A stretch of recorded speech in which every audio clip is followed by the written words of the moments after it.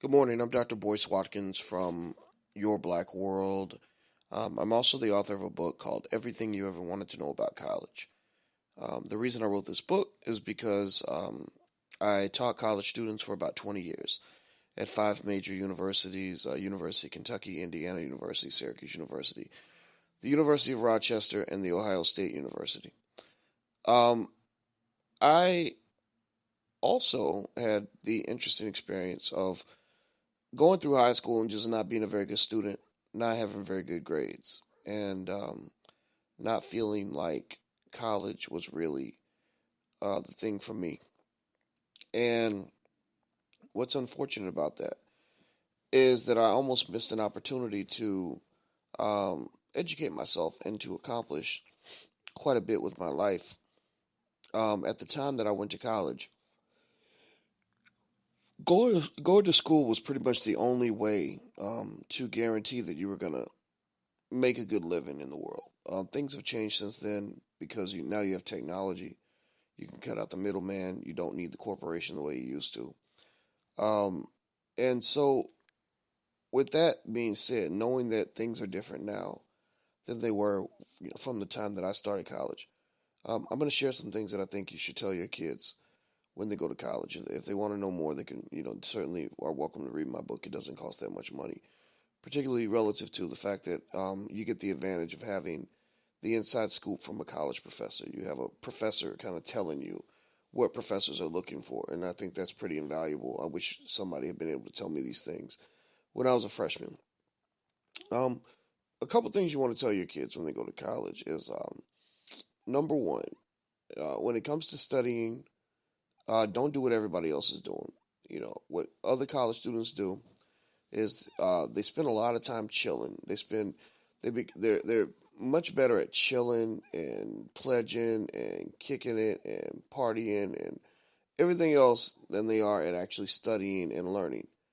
Now, I'm not saying that chilling and kicking it can't be part of your experience. There's nothing wrong with that, but that can't be the majority of your experience. So when I see college students go to school and they spend more time at step show practice than they spend studying, well, that's a problem. I mean, that's stupid. That's crazy. That's just. I mean, that's really thing. I'm thinking that's insane. That's literally one of the dumbest things you could be doing with your life is sitting around putting all your time into some social activity and putting very little time into your academic activity. Now, again, this is not saying that the social activity is a complete waste of time.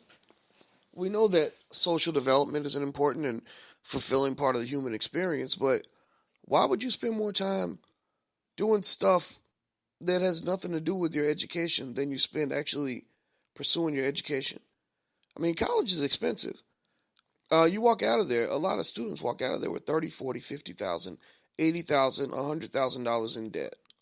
If you're going to get all that debt, don't spend all your time on stupidity. I mean, if you're gonna do stupid stuff, then don't go to college and do it. You can still do dumb stuff without spending getting $100,000 in debt. Um, so time management is absolutely critical when it comes to studying. I recommend that students who are serious study 4, 5, or 6 hours a day, at least 5 or 6 days a week. Now, that may seem like a lot of studying, but think about it like this: when you leave college, you're going to have a job and you're not going to get to work 4 hours a day. You're going to work 10 hours a day, 8 hours a day, stuff like that. So, why not go ahead and get in the habit of doing what you're already going to have to do anyway when you graduate? But the difference is that if you do it in school, it's going to pay off for the rest of your life. I studied 6 hours a day when I could in college at the age of 19, and I'm still benefiting from the choices I made over 20 something years ago.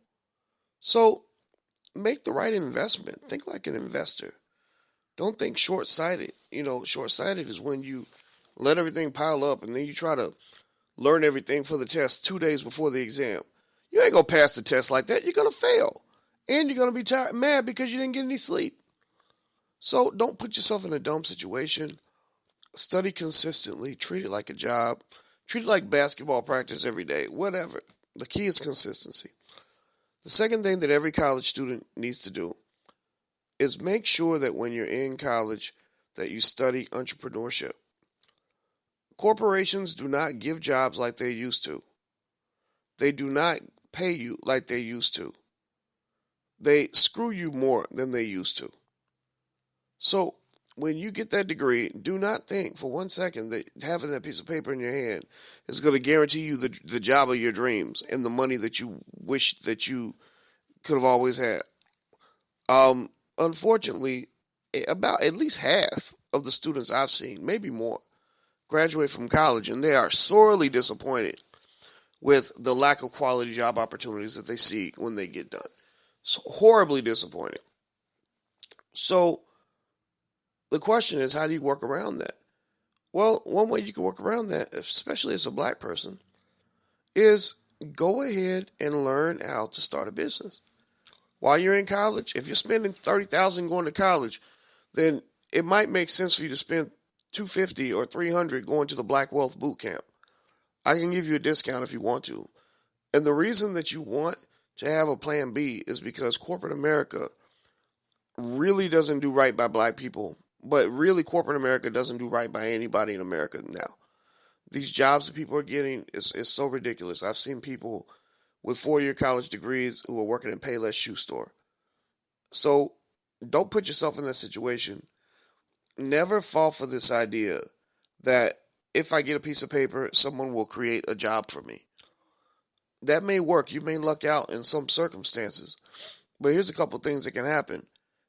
Either A, it doesn't work out and you're stuck and you're mad because no one will give you a decent job, which is a horrible way to be. You're sitting around mad all the time. I mean, mad doesn't get anything done.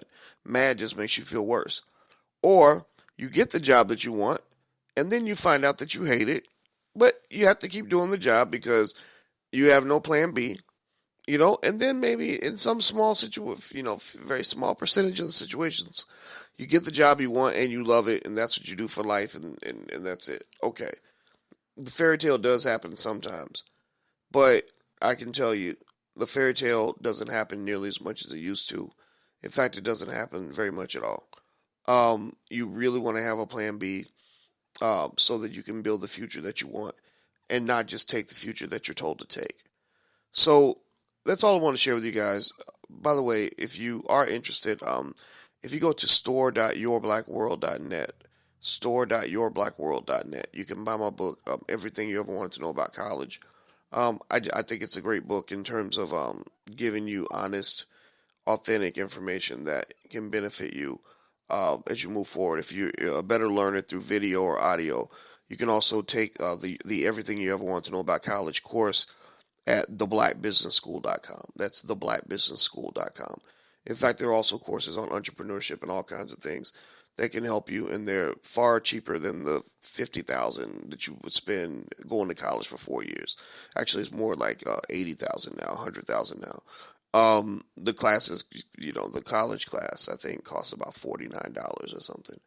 And the difference is, though, that this is better information than any professor will give you when you go to college, because most of them aren't going to sit down and really explain to you how this whole hustle works, especially not from a black perspective. So I'm not tooting my horn on it, and it's okay if you don't want to do it, but I can just tell you that the information is there. And, I would suggest that, for your kids or for yourself, make sure they go into this battle prepared. Don't send them out there just lost and confused. There's too much information out here for people to be lost and confused. That's all I'll say. All right, so take care, guys, and I'll talk to you soon. Bye-bye.